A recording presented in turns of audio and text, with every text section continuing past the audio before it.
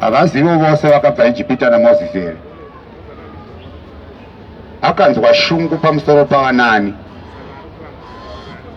Avazivo vose vakatadza, mitumbi yavo ikawira murenje here.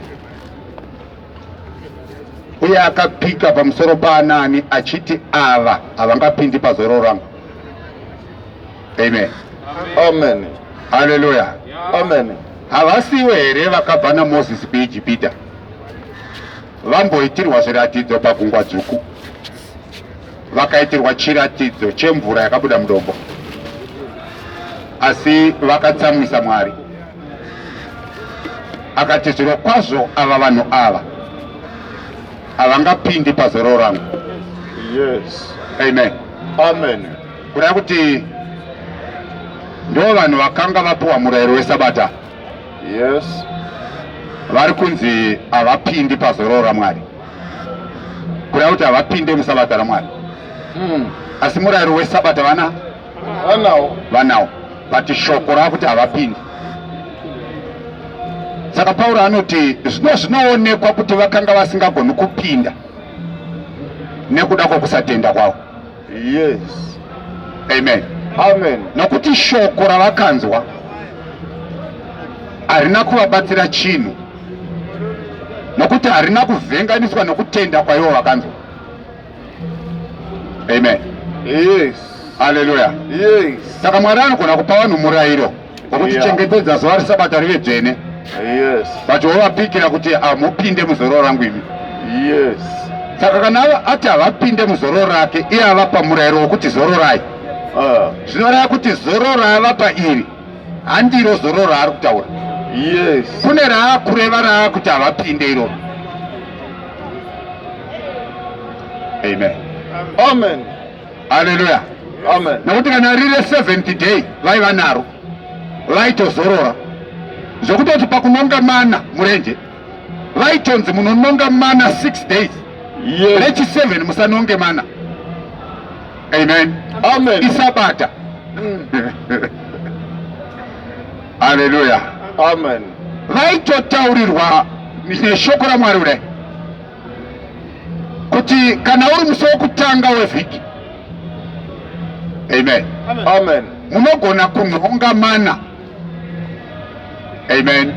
Yes. Yemusi iyoyo chete hamuri kunonga inosvika mangwana, nokuti vaiti vakanonga neyamangwana, mangwana acho efuma yakaora.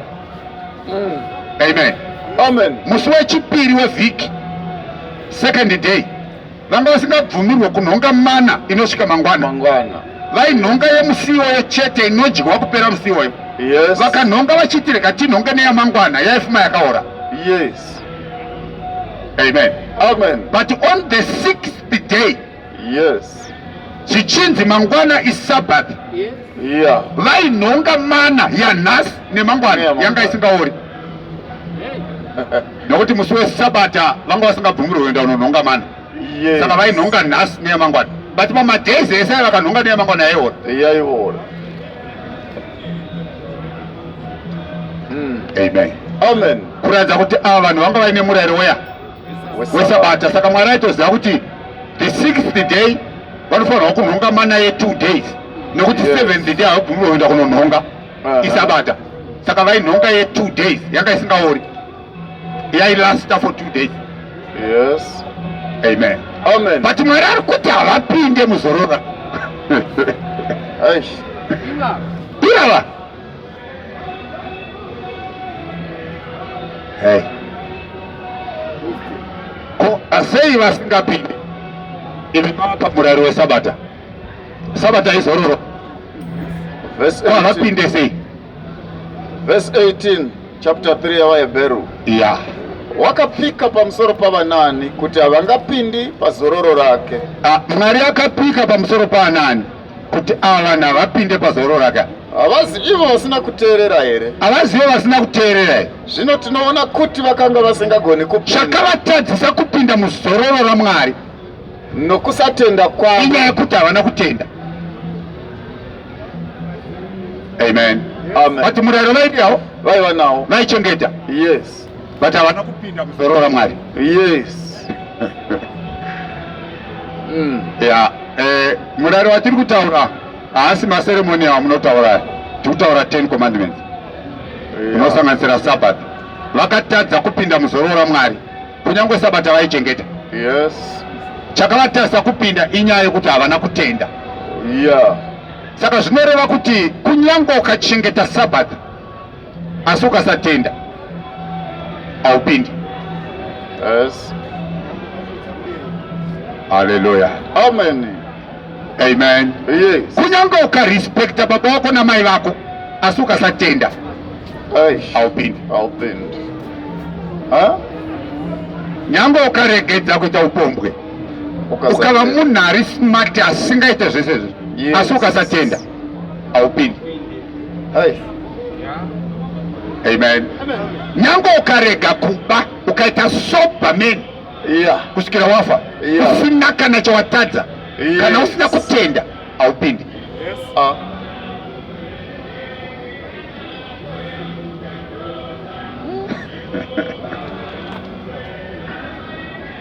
Hallelujah. Amen. Chapter 11 today. Verse number 6. Chapter 11 verse number 6. Yeah. Inoti. Kana kusina kutenda. Kana munhu asina kutenda. Hazvibviri kufadza Mwari. It's impossible to please God. Amen. Nokuti unovia kuna Mwari. Nokuti anouya kuna Mwari anofanira kutenda kuti iye uripo. Kuti Mwari ariko. Uye kuti unopa vanomutsvaka. Uye kuti anopa vanomutsvaka mubayiro wavo. Yes. Unofanira kutenda. Amen. Yes. Saka tiri kuti vanhu vakaregedza upombwe, vakaregedza kuba, vakaregedza kuchiva, vakachengeta Saturday. Amen. Amen. Vakakudza vabereki vavo, vakasanamata vamwe vaMwari asi vorega kutenda kuna Jesu Kristu. Yes. Havapinde muzororo. Saka zvinoreva kuti zororo haripindwi nokuti munhu akachengeta murayiro. Yes. Rinopindwa nokuti munhu akatenda kuna Jesu Kristu. Amen. Amen. Verse ya 23 inoti kudi ya Galatians chapter 3. Hallelujah. Mwari dai vakatibatsira kuti tive nekunzwisisa kwakakwana panyaya iyi. Galatians chapter 3 verse 23. Verse 23. Asi kutenda kusati kwasvika. Pauro ari kuti kutenda kusati kwauya panyika. Yes. Kureva kuti kusati kwaapo panyika. Yeah. Amen. Yes. Kutenda kusati kwasvika. Taichengetwa pasi pomurayiro. VaJudha kana kuti vaIsraeri vaichengetwa pasi pomurayiro. Takapfigirwa. Vakanga vari imprisoned, vanga vakapfigirwa nokuda kwokutenda kwaizoratidzwa. Vachipfigirwa nekuda kwokutenda kwaizoratidzwa. Saka murayiro wanga wakapfigira vaIsraeri. Yes. Wanga wakaisa vaIsraeri mutorongo. Yes. Vanga vari varanda, vanga vari vasungwa. Vachiitirwa kuti kutenda kana kwazouya kuzovasunungura kubva mutorongo remurayiro, kubva muuranda hwemurayiro. Ndosaka makunzwa Jesu achiti kana shoko rangu richigara mukati menyu, yes, muchava vadzidzi vangu zviro kwazvo. Muchaziva zvokwadi nezvokwadi chakusunungurai. Yes. Auya kuzodii manje? Kuzosunungura vanhu vanga vari muprison yavakanga vakapfigirwa nomurayiro. Yes. Vachipfigirwa nokuda kwaKristu aizouya. Saka chapter 5 verse 1 yot. Imbodzoka ipapa pane mashoko andikureva. All right. Yes. Saizvozvo murayiro wakanga uri muperekedzi wedu. Murayiro wakanga uri muperekedzi wevaIsraeri kutiisa kuna Kristu, kuti vasvitswe kuna Kristu, kuti tiruramiswe nokutenda, kuti varuramiswe nekutenda. Yes. Saka murayiro wakanga usingaruramise vaIsraeri. Yes. Waivaisa kuna Kristu. Aha. kuti kana vasvika kuna Kristu, votenda kuna Kristu, Yes. voruramiswa. Amen. Saka pavaibva uko vachiteedza murayiro, vanga vasina kururama. Yes. Vaiperekedzwa nemutemo kuti uvaise kuna Kristu kuti varuramiswe nekutenda. Aha. Haleluya. Amen. Amen. Amen. Ishuwa iyoyo. Saka Paulo anoti kuti Zvino kutenda zvakwakasvika. zvino kutenda zvakwakazosvika Kristu zvaakazouya. Hatichiri pasi pomuperekedzi. VaJudha havasiri pasi pemuperekedzi, kuda kuti havasiri pasi pemurayiro, nokuti Yes. murayiro ndo wakanga uri muperekedzi. Yes. Saka vaJudha vakatenda kuna Jesu havasiri pasi pemurayiro. Yes. Asi kana musati vatenda zvavo, Vachiri pasi vachiri pasi pemurayiro. but vazive chinhu ichi, Yes. kuti havangatongopindi pazororo rake kana vasina kutenda. Yes, chengeta henyu mutemo, but kana musina kutenda, sure hamupinde pazororo raMwari. Uye kana matenda, kutenda ndo yanzira yekuenda kuzororo. Kuda kuti murayiro, nzira yainzi murayiro Yes. yaguma, Yeah. inogumira pana Kristu. Yes. Kristu ndo yochiva nzira yokuti vanhu vachiruramiswa vaende kunogara nhaka youpenyu husingaperi. Okay. Saka hatifambi nenzira mbiri, Yeah. tinofamba nenzira imwe chete. Imwe chete. Nzira imwe chete ndiJesus Christ.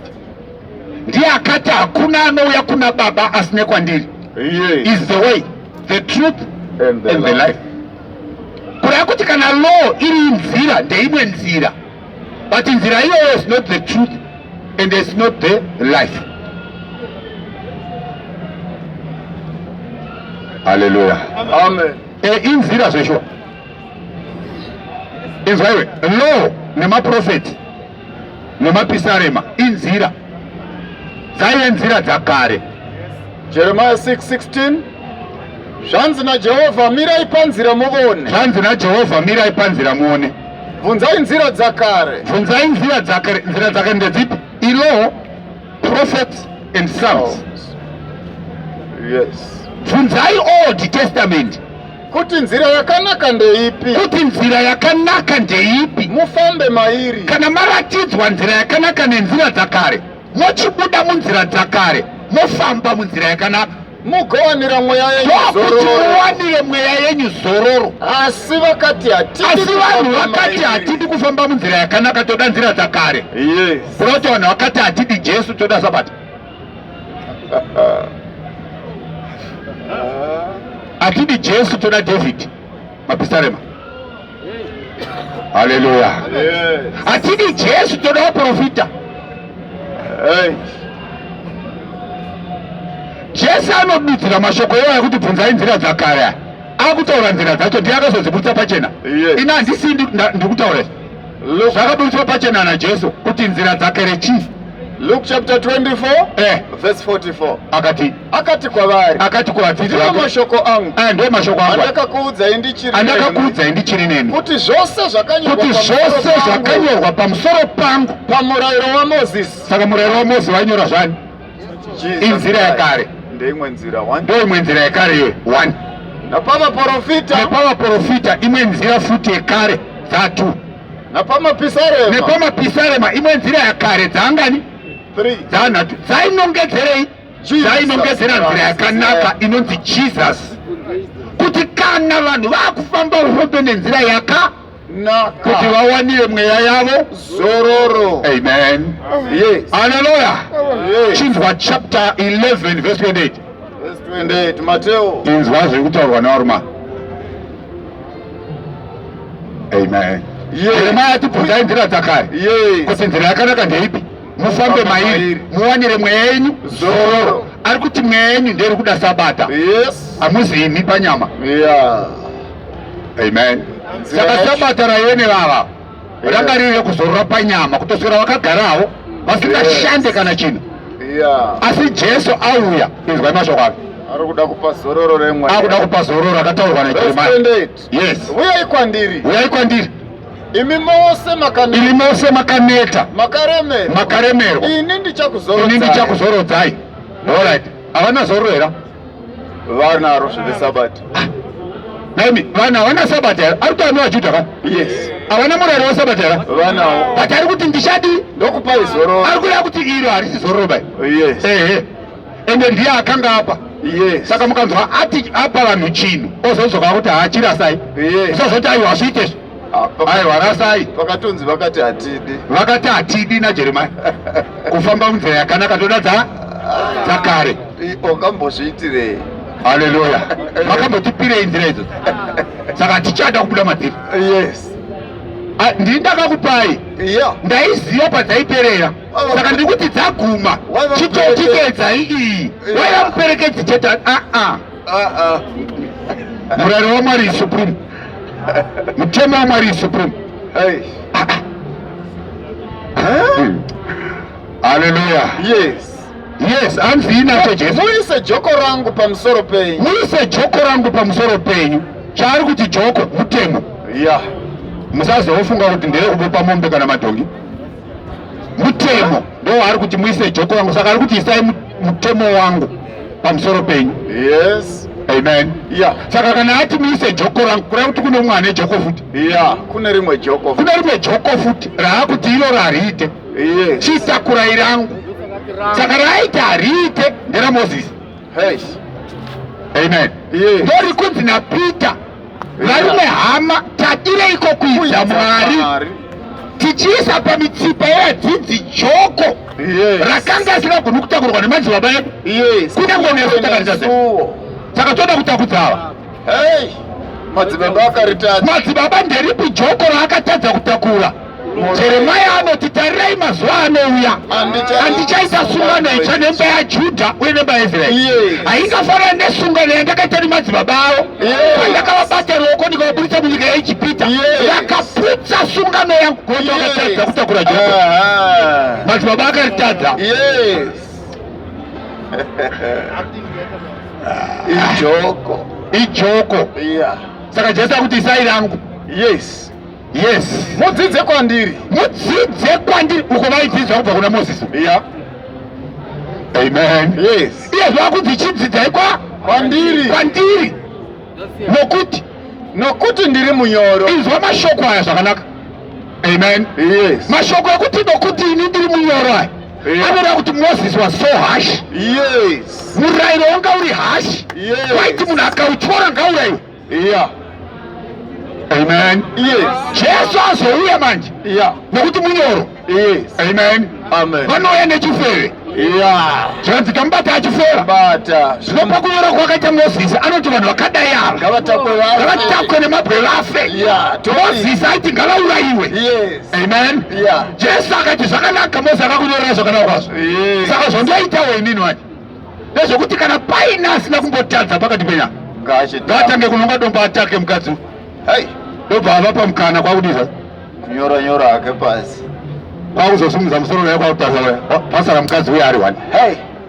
zvikanzwa izwa mashoko ajesu izwa mubvunzo wajesu vanga vachikupomera vaendepi vanga vachikupomera vaendepi kupomera amen Yes. haleluya Amen. zvakazarwa john ati satani mupomeri wehama saka anga achikupomera ndiani Yes. Amen. Amen. haleluya Yes. izvo unyoro hwajesu Yeah.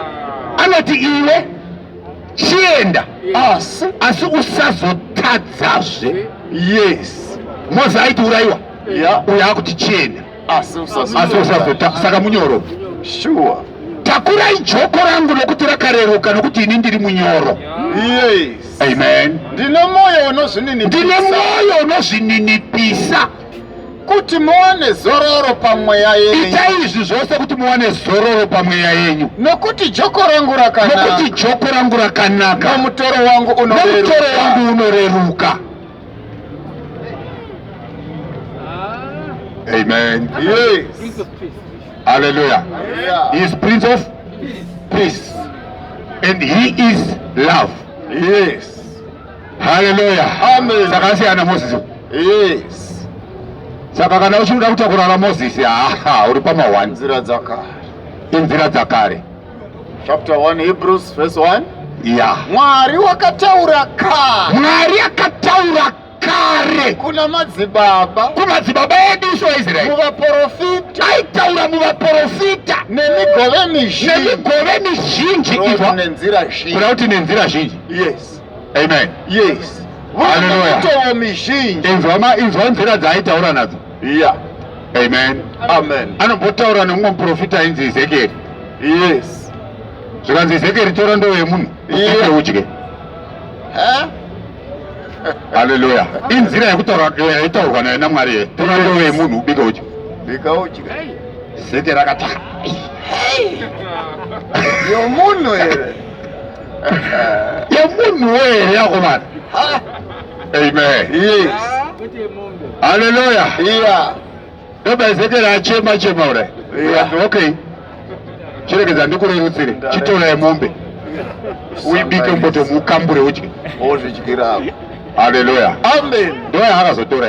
Yes. Yaive mutoo wekutaura nawo waMwari kuvaIsraeri kuburikidza nomuprofita. Yes.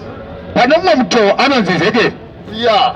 Tora sando nechiziro. Yes. Amen. Yeah. Otora sando nechiziro kudai zvikanzi enda pajurahoro rejerusarema. Yeah. Raiva remabhuyo. Yes. Amen. Amen. Zvikanzi rova boora buri kubva kuno kuseri kuenda kuseri. Yeah. Akaputika maoko achiboora buri pamudhuri. Yes. Ndobva aboora buri ndobva raboka kudai. Zvikanzi wapedza zvikanzi Yeah. zvikanzi chiinda kumba kwako unorongedza mbatya dzako dzese mubhedha. Yeah. Haleluya. Yes. Ndobva aenda nobva anorongedza mukwende webhegi aenda nobva zvikanzi iri bhegi rangu zvikanzi chitakura ubude nepaburi rawoboora Yeah. Ubude kunze. uende kunze. Mutovo waitaura. Haleluya. Amen. Amen. Yes.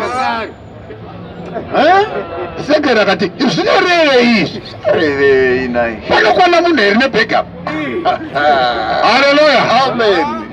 Zvikanzi chienda kuna Joakimu. Yeah. Ameni. Mama. Unomutaurira kuti zvanzi mazuva mashoma asati apera Yes. achaita zvokupoya neparusvingo rwejuraho. Yes. Guta rakombwa. Ari kutaura Mwari kumadzibaba kuvaprofita nemigove mizhinji uye nemitoo mizhinji. Anoenda kuna Hosea. Oti Hosea ndoda kuti uroore. Yeah. But roora nzenza unoenda kubhawa. Enda kubhawa unotora nzenza. Ndoda kuti uite mukadzi wako here. Hai. Fambi here unze roora. Haleluya. Hosea kwakunoroora pambi ure. Yeah. Kwakutoita vana. Amen. Haleluya. Amen. Zvaiti kudi. Amen. Yes. Zvaireva kuti Israeri akanga ari mukadzi waJehovha uko kumashuroko. ndobva Israeri aita upombwe Yes. kuda kuti akanamata zvifananidzo Yes. kunamata vamwe vaMwari saka akava nevamwe varume akafeva. Amen. Yes. Saka Israeri chaachifeyo pamberi paMwari. Ndobva Mwari vati handikurambe, ndinoda kukuroora futi, ndoda kuita sungano itsva newe. Yes. Haleluya. Amen. Amen. Yes. Ya ndo matauriro aita Mwari kumadzibaba aIsraeri. Yes. Yes. Asi zvino pakupedzisira Pakupedzisira kwemazuva ano wakataura Mwari akataura kwatiri mwanakomana wake. Amen. Yes. Mwari akataura pai mumwanakomana. Saka aitaura mashoko eSaya kuvaJudha ndiani? Hey. Inzwai. Timwa. Mashoko ese aitaurwa naJesu kuvaJudha. Yeah. Ndimwari aitaura kwavari. Yes. Mwanakomana wake. Yeah. Hey. Haleluya. Yes. Imbozwa mashoko akataurwa naMwari kuvaJudha achitaura mumwanakomana wake. John chapter 2 verse number 19. Inzwa Mwari achitaura mumwanakomana wake. Yes. Saka ukanzwa mashoko anotaurwa naJesu usati ndeye munhu, ndibaba vari kutaura mumwana. Chapter 2 verse 19 inoti Jesu akapindura kwavari. Jesu akapindura kuvaJudha akati, Putsai tembere iyi. Ini ndichaimutsazve nemazuva matatu. Teera unzwe mashoko aya. Amen. Yes. Haleluya. Amen. putsai tembere iyi. Yes. Ini ndichaimutsa zvino mazuva mangani? Matatu. Haana kuti baba vachaimutsa, akati ini. Haleluya. Yes. VaJudha vakati kuti havana kumunzwa. Zvino vaJudha vakati. VaJudha vatadza kunzwa Jesu. Tembere iyi. Vakunongedzera tembere yakavakwa naSoromoni. Yakavakwa kuti tembere iyi yakavakwa in 46 years ichivakwa. Zvino iwe ungaimutsa. Iwe wakuti ngaiputswe. Iwe goimutsa in 3 days. Yakaita 46 years. Yes. Kuda kwewe. Huh? How will you do that? 3 days. 3 days. Uzvitani kwe? Hallelujah. Amen. Asi iye wakanga achireva tembere yomuviri wake. Hapana kutomira mushewa. Yes. Asi iye akanga achireva tembere yomuviri wake. Yes. He meant the temple of his body. Whose body? Jesus' body. Amen. His body. Saka aitaura ndiye aitiputsai body yangu. Yes. Saka aitiputsai body yangu ndiye. Ndi Mwari aitaura kuvaIsraeri. Yes. Amen. Yeah. Hallelujah. Amen. Asi iye inzwa anonzi iye. Inzwa anonzi iye kuti ndiye aitaura mubody. Chapter 43 verse 10. Inzwa Isaiah. Amen. Yes. Inzwa anonzi iye. Shoko rokuti iye usangoritika zvaari maleta matatu aiwa iyi. Ane zvaanoreva. Tarirai zvino muone kuti ndini iye. Oh. Hakuna mumwe Mwari pamwe chete neni. Saka yapedza. Saka anonzi iye ndiani? Saka aiti putsai temberi yangu ndichaimutsa nemazuva matatu ndiani? Mwari. Ndiye iye. Ndiye iye. Saka akati ndini iye ndiMwari. Saka aitaura muna Jesu pana John chapter 2 verse 19 ndiMwari. Yes. Hallelujah. Yeah. Amen. Ndiye ari kutaura pana chapter 8 ya John. Yes. Verse number 22. Verse 22. Anoti zvino wakatizve kwavari. Akatizve kuvaJudha. Ndinoenda. Muchanditsvaka. Mukafira muzvivi zvenyu. Pandinoenda. Imi hamungavuyipo. Imi hamukwanise kuuyapo. VaJudha vakati. Uchazviuraya kani? Asanda kuzviuraya kani. Zvaanoti pandinoenda imi hamungauyipo. Akati kwavari. Ndobva ati kwavari. Imi muri vepasi. Ini ndiri wokumusoro. Wokumusoro ndiye. Daniel chapter 2 verse 28 ati kudenga kuna Mwari. Saka yari kuti ini ndiri wokumusoro. Ndi Mwari. Amen. Yeah. Ini ndiri wokumusoro. Imi muri wenyika ino. Imi muri wenyika. Kuti muri vefu. Makauka nei? Nefu. Amen. Yes. Ini handizi wenyika ino. Kuti uya haana kuumbwa nevhu. Verse 24. Verse 24. Naizvozvo ndakati kwamuri. Muchafira muzvivi zvenyu arume. Nokuti kana musinganditendi kuti ndini iye, muchafira muzvivi zvenyu. Akati ndini iye ndiani? NdiJehovha. Saka ari kutaura panapa pana John chapter 8 ndiani? Ndiye.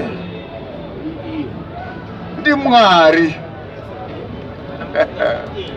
Hey. Amen. Yes. Saka nyaya inodiwa manje ndeyekuti ukanzwa Jesu ataura uzive kuti ataura apa ndiani? Yes. Nekuti Jesu ane mitauriro miviri. Amen. Yes. Pane paanotaura iye semunhu, poita panotaura Mwari vari mari. Yes. Saka mashoko akataurwa naJesu akuda kutoziva kuti apa ndiani aitaura. Yeah. Apa ndiani aitaura. Yes. Apa ndiani aitaura. Verse 28. Yeah. Naizvozvo Jesu akati. Kana masimudza mwanakomana. Ndiye akutaura manje. Yeah. Amen. Kana masimudza mwanakomana womunhu mamuturika pamuchinjikwa ure. Ipapo muchaziva kuti ndini iye. Ndipo pamuchaziva kuti ndiMwari. Hallelujah. Yes. Saka apa muchinjikwa. Yes. Mbavha kuruboshwe mbavha kurudyi Yes. mbavha iri kuruboshwe ikati hausi kristu here Iwe. zviponese uponese imwe mbavha yakurudyi ikati kuna imwe iwe hauchiri kunyangwe namwari here zvakarorerwa pamuchinjikwa umwe chete naye kana masimudza mwanakomana womunhu mabisa pamuchinjikwa ipapo muchaziva kuti iye Yeah. vakazozviziva kuti ndimwari apa Calvary. Yes. Amen. Yes. Vazhinji vakanga vari pasi vakati zvirokwazvo munhu uyo anga ari muprofita. Yeah. Vakazoziva kuti ndiani wese anga achiti mwanai. Yes. Hey, Hey. imistiri izvi zvakavanzira Yes. mashoko ajesu haana kuchipa Yes. asi ngoti jesu akati jesu akati saka ita zvo kamari yako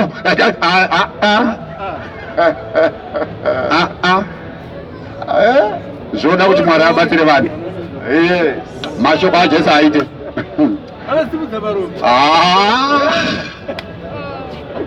haleluya Yes. amen Yes. ya saka ndo nyaya iripo iyi varume Kwanzi ndichaimutsa zvo. ndichaimutsa nemazuva matatu. Right. Verse Yes, 45. verse 45. Ipapo akadzivura kuziva kwavo. Apedza kuudza kuti zvakanyorwa pamusoro pangu pamurayiro wamozisi napamapisarema napamaprofita zvinofanirwa kuitika, ndobva aona kuti shasha hadzisi kuzvinzwisisa iyi. Yes. Ndobva aopen understanding yavo Kuti vanzwisise kuti vanzwisise magwaro. magwaro ese vaprofita nemurayiro namapisarema. Yes. Amen. Saka umwe wakazombobvunza kuti unonzwisisa here? Unonzwisisa here zvauri kuverenga Isaya? Wakazarirwa ziva here iwe? Akati handina, ndinganzwise sei kana munhu asingandidudzire? Amen. Hazvisi nyore izvi. Yeah. Haleluya. Yes. Amen. Yes. Akadziura kuziva kwavo Kuti vanzwisise kuti magwaro. vanzwisise magwaro. Akati kwavari. Akati kwavari Izvo zvakanyorwa. izvi ndo zvakanyorwa mumagwaro ese andataura Kuti Kristu uchatambudzika. Kristu achatambudzika Agomuka kuvakafa. agomuka kuvakafa Nazareta. kuti aitembere iyi ini ndichaimutsa nemazuva matatu. Yes. Kristu achatambudzika Yes. agomuka kuvakafa nezareta. Nazareta. Ndo zvakanyorwa mumaprofita, ndo zvakanyorwa mumapisarema, ndo zvakanyorwa pamurayiro. Zvese izvo pakanyorwa kunzi Kristu achatambudzika agomuka kuvakafa nezuva retatu. Haleluya. Muchato wangwiro. Aiwa, mota hadzinyorwi baba. Uma munanyorwa mota ema mabhuku adzakanyorwa uma haazviite kunyorwa mota. Psalm 119. Psalm 119. Ndisvinudzei meso angu Ndisvinudzei meso angu kuti ndione zvinhu zvinoshamisa zvinoshamisa. zviri pamurayiro wenyu. VaIsraeri vapiwa murayiro 10 commandments. David akuti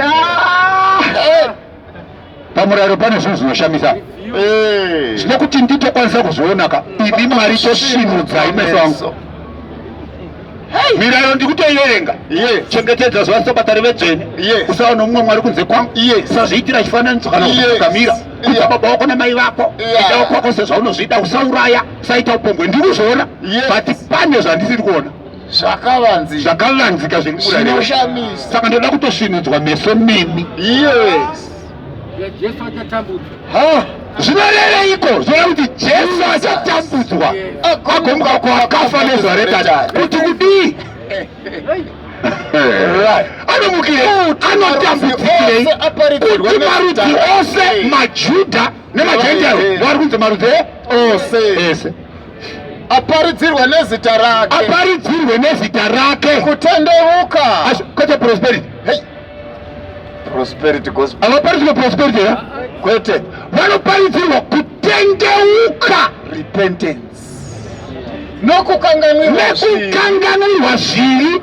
Vachitengera paJerusarema. Vhangeri iyi yekutendeuka nokukanganwirwa zviri inotangira paJerusarema. The prosperity maybe ndoingazotangira kuna Zimbabwe. Yeah. kana ku US Yes. ndokunotangira vana receive your car, I process your marriage. Here vakasandara vahai. I declare your success in the mighty name of Jesus. Yes. Iyi yakatangira kumwe. Toda Mwari unoita zvinobatika. Hey.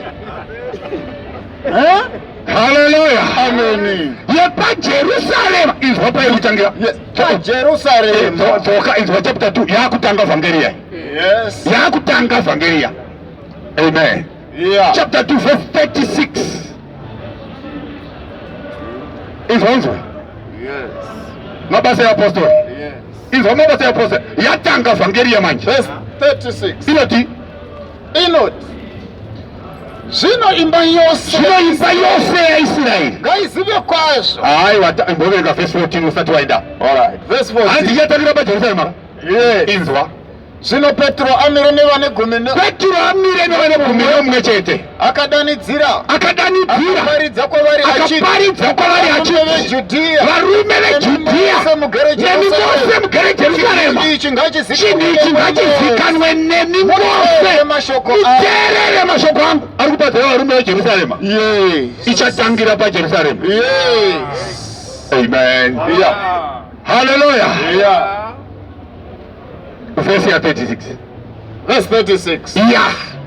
Zvino imba yose ya Israeli vagere Jerusalema ngaizive kwazvo kuti uyu Jesu wamakarovera nokuti akanzi achatambudzika, Yes. wamakarovera pamuchinjikwa. Mwari wakamuita Ishe Mwari akamuita Ishe naKristu. Iyo wamakarovera wamaisvipira mateya. Yes. Akakumbira mvura mukamupa vhiniga adira. Mukati Mwari wako ngauye akusunungure. Nhasi ndiye agadzwa kuva mambo. Ndiye akukutongai. Yes. Amen. Amen. Yes. Zvino vakati vachinzwa izvo Vakati vanzwa mashoko aya vakabayiwa pamoyo. vakabayiwa nokuti ivhangeri munoondoka. Yes. Amen. Yeah. Yakavabaya pai Pamoyo. pamwoyo. Vakati kuna Petro Vakati kuna Petro nekuna vamwe apostora, varume hama, tichaiteiko? toita seiko nevhangeri? Petro akati kwavari, Petro akati tendeukai, tendeukai, mumwe nomumwe wenyu vachaparidzirwa tendeuka nokukanganwirwa zvivi. nokukanganirwa zvivi. Mumwe nomumwe wenyu abhabhatidzwa nezita raJesu kuti mukanganwirwe zvivi. Izwa vhangeri yakutaurwa nemurume. Ndo yakataurwa naJesu pana Luka chapter 24 verse 45 ne 46. Yes. Vhangeri ndiye kutendeuka nekukanganirwa zvivi. Saka vanokanganirwa kana vabhabhatidzwa muzita raJesu Kristu kuti vakanganwirwe zvivi, mugopiwa chipiwa chomweya mutsvene. vakapiwa mweya mutsvene. Ndo chinoreceiviwa ichi. Ndo inonzi receive. Yes. Holy Spirit. Receive chimwe chino. Hakuna zvimwe zvinhu zvingareceivewa kunze kweHoly Spirit. Hey. Hallelujah. Yes. Amen. Ndo vhangeri yakataurwa naJesu. Zvichitangira paJerusarema. Vachitangira paJerusarema. Chapter 1 verse 8. Inoti asi muchapiwa simba. Mabasa chapter 1 verse 8. Jesu akuti asi muchapiwa simba kana mweya mutsvene wauya kana Holy Spirit yauya pamusoro penyu. Ipapo muchava zvapupu zvangu. Ipapo muchava mawitness angu aJesu kwete aJehovha. Iwe zvapupu zvaJesu. avaita mawitness aJehovha. Yes. Zvapupu zvaJehovha. Amen. Vanoita mawitness aJesu Christ. Saka mawitness aJesu nemawitness aJehovha vakasiyana. Yes.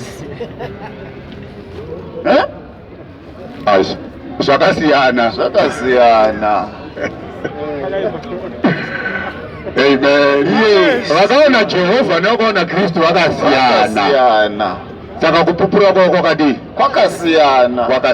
Ava ndo vakanzi muchava zvapupu zvangu naKristu. Yes. Amen. Yes. Hallelujah. Yes. Munotanga kupupura kupi? Utanga paJerusarema napaJudhea rose. So Jehovah's Witness yakatangira paJerusarema? Kwete. Ndosaka zviri zvapupu zvaJehovha. Ngatitaurei nyaya yacho. Jehovah's Witness yakatangira paJerusarema here? Kwete. Yakatanga naRussell kuAmerica? Avo zvapupu zvaJehovha. Yes. Hatinei nava. Yeah. Amen. Yes. asari kwa America angambopupuri Jehovha. Yeah. Nokuti Jehovha haana kumbozviratidza kwa America. Hey. Akazviratidza kwa Israeli. Yes. Ndoko akavakirwa temberi. Amen. Amen. Saka izvi zvinogona kuva zvapupu zvaJehovha izvi. Asi mukazocherechedzesa munogona kuona kuti ndezvenhema. Yes. Nekuti vanhu ava ukavabvunza kuti Jehovha vakambomuona here? Havana kumbomuona. Vakafamba naJehovha here vana? Because witness munhu akaona ka. Saka vari kunzi muchava zvapupu zvangu nokuti vakaona ka. Yes. Amen. Amen. Hallelujah. Yes. Imbozwa chapter 10. Mabasa aPostola chapter 10 aishe verse 39. Mweya wacho unofamba ule. Yeah. Mweya wacho unofamba ule. Andinambomudza anga akamirawo. Ini ndiri kunzwa kuti ngapachoerengwa chapter 10 verse 37. Akuuya namabasa chapter 10. Alright. Ikatibvire pavhesi ya 37. Imi munoziva shoko iro rakaparidzwa paJudhea rose. Imi munoziva shoko iro rakaparidzwa paJudhea rose. Rakatanga ndoranzina Peter. Imi varume veJudhea nemi mose mugere Jerusarema, teererai munzwe mashoko angu. Amen. Amen. Munoziva shoko rakaparidzwa paJudhea rose ratangira paGarirea. Shure kwekubhabhatidza kwakaparidzwa naJohani. Shure kwekubhabhatidza kwakaparidzwa naJohani ndopakazanga shoko. Yes. Yes. RaJesu weNazareta. Shoko racho ndiraJesu weNazareta. Kuti Mwari wakamuzodza nomweya mutsvene. Mwari wakamuzodza because anoti the spirit of the Lord is upon me. Yes. Because he has anointed me. Saka Peter akuti Mwari akamuzodza nemweya mutsvene nesimba. Iye waipota nyika achiita zvakanaka achiporesa vose vakamanikidzwa naSatani. Kune amira kuporesa.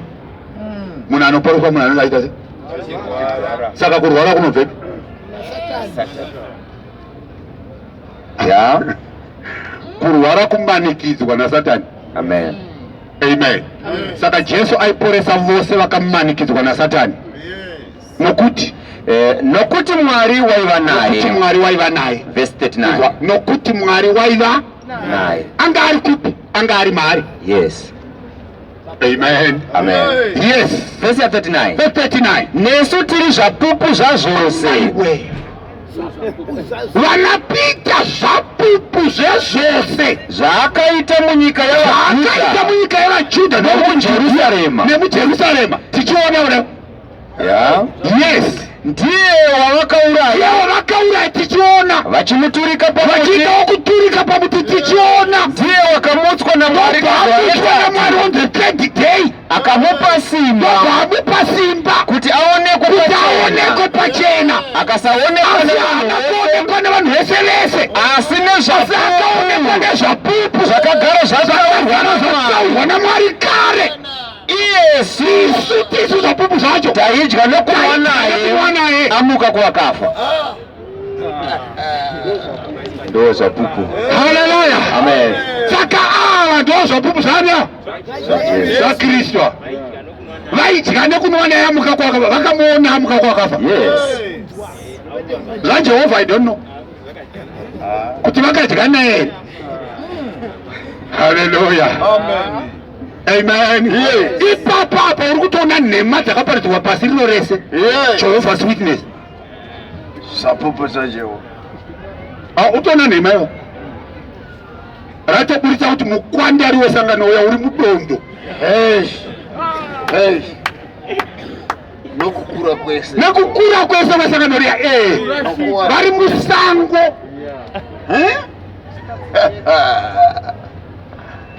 Haleluya. Amen. Vakadya naye amuka kwakafa Kwete. saka zvapupu zvenhema. Yes. False witnesses. Zvinokukoti muZimbabwe ukaita false witness unoenda kuchikurubhiwo wacho. Kuda kuti uchaenda ugei naye wacho. Upupura nhema iyo. Hai. Haleluya. Amen. Pfuura pamberi chichomo. Right. PaJerusarema napajudhiya rose nepajudhiya rose napasamariya napasamariya nokusvika kumigumo yenyika ava varume vachipupura vanosvika to the ends of the earth. Uchapupu hwevaapostoli vajesu hunosvika to the ends of the earth. Watangira paJerusarema. Saka hakuna mupostori anozonyuka kuno. Uchapupu hwakapedzwa nevava nekuti muapostoli achapupu. Saka uchapupu hwakadiya vakapedza ukanzi uchasvika kumugumo wenyika. Saka tinawo uchapupu hwa ndo shoko rawe. Amen. Vakapedza. Amena apostoli vatano vakuti vakuda kuite nekuti mupostori chapupu. Amen. Vada kutotanga kupupura futi Jesu. But manje ava vakutangira kuno vakutenda kuJerusarema. Vada kutodzokera Jerusarema kuti unodzowo Jerusarema kuti takatanga uchapupu kuZimbabwe. Saka vanoti zvii zvamuda kuti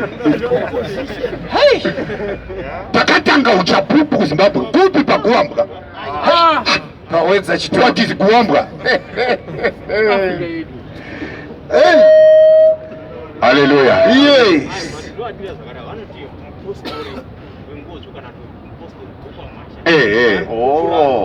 Vanopupura vaMwasha nekuti vapostoli vokwaMwasha. Venguo tsvuku vanopupurawo micho. Amen. Haleluya. Ava vaipupura Jesu. Haleluya. Ndo zvapupu zvakagara zvatsaurwa kare naMwari. Inzwai. Imbodzoka mumashure mbichana.